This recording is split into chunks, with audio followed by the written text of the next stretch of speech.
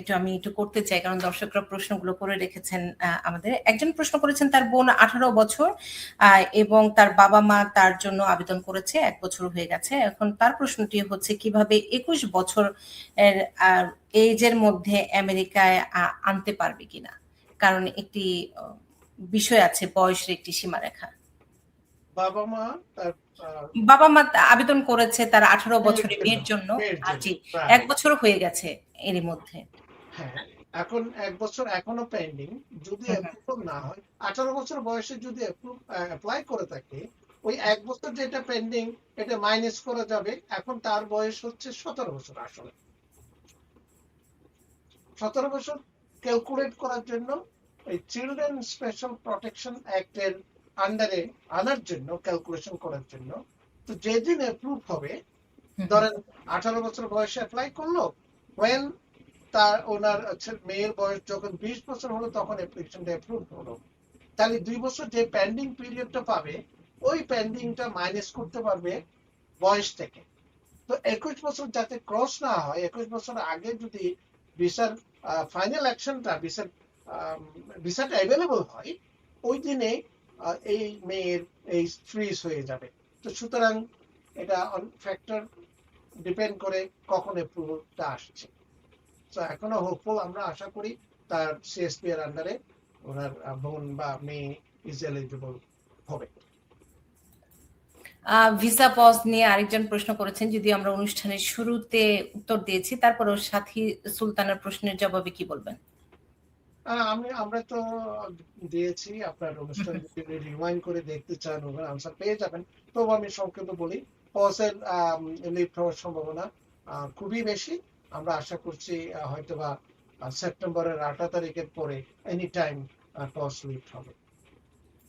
আমাদের আরেকজন প্রশ্ন করেছেন, একটু দীর্ঘ প্রশ্ন, ওমর ফারুক, তিনি প্রশ্ন করেছেন, সন্তানের বাবা 2008 সালে ডিভি লটারির মাধ্যমে আমেরিকায় আসেন এবং নাগরিকত্ব পান। 2014 সালে তার সন্তান জন্মগ্রহণ করেছে। আচ্ছা, 2014 সালে নাগরিকত্ব পান 2014 সালে এবং সন্তান জন্ম নেয় 2015 সালে।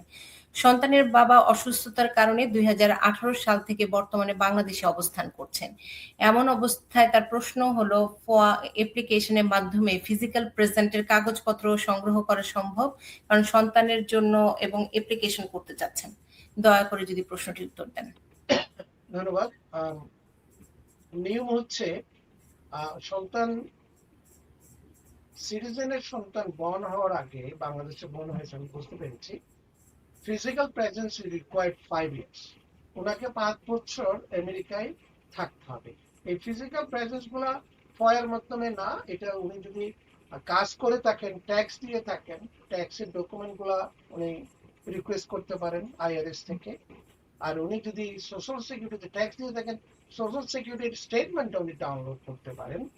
এবং উনি যেই 18 পর্যন্ত যে বাংলাদেশ আমেরিকায় ছিলেন, যে বাসায় ছিলেন, ওই বাসার যদি ইলেকট্রিক বিল, ইউটিলিটি বিল গুলো যদি নিতে পারেন কোম্পানি থেকে, তাহলে এগুলো দিয়ে ফিজিক্যাল প্রেজেন্স উনি প্রুভ করতে পারবেন। সেটি করা সম্ভব, রাইট? আমাদের আরো একটি দুটি প্রশ্ন আমি একটু নিতে চাই।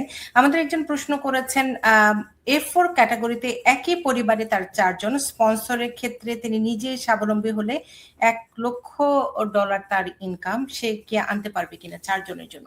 এবং স্পন্সরের এই বিষয়টি আমি একটু বিস্তারিত আপনার কাছ থেকে একটু জেনে নিতে চাই, কত ইনকাম থাকলে কতজনকে স্পন্সর করা যেতে পারে? ধন্যবাদ।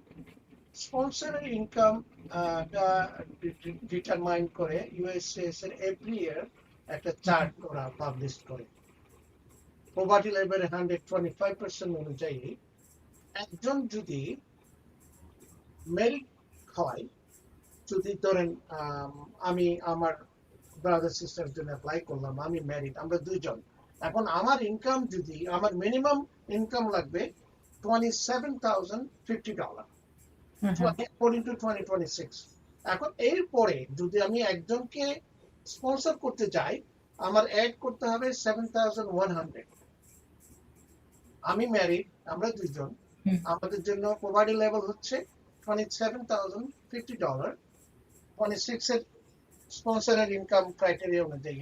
এখন আমি যদি একজনকে করি 7,100, চারজন করলে 28,400, তাহলে 28,400 প্লাস 2704 $50, তাহলে এই অ্যাড করলে উনি চারজনের জন্য ইনকাম রিকোয়ারমেন্ট ক্লোজ পে পাবে 55,000। এখন ওনার ইনকাম যদি 100,000 থাকে adjust gross income, so he is above the threshold, ওনার কোনো সমস্যাই নেই। So he is most likely ওনার ভিসা চারজনেরই হয়ে যাবে। এবং এই স্পন্সরের ক্ষেত্রে অনেকে তো এমন মানুষকে স্পন্সর করেন যাকে তারা চিনেনও না, এক্ষেত্রে একটু সতর্কতা যদি আপনি একটু টিপস দিতেন। ওয়েল এখন জিজ্ঞেস করছে ইন্টারভিউতে, যখন জিজ্ঞেস করে রিলেশনশিপটা জিজ্ঞেস করে, ও আপনার রিলেশন কি জয়েন্ট স্পন্সরের সাথে। সো এইসব প্রশ্ন যদি সঠিকভাবে দিতে না পারে তখন হয়তো বা এসে প্রবলেম। তো পাবলিক চার্জের কারণে এখন ওরা দেখবে স্পন্সরের ফাইন্যান্সিয়াল স্ট্রেংথটা ওরা বেশি দেখবে।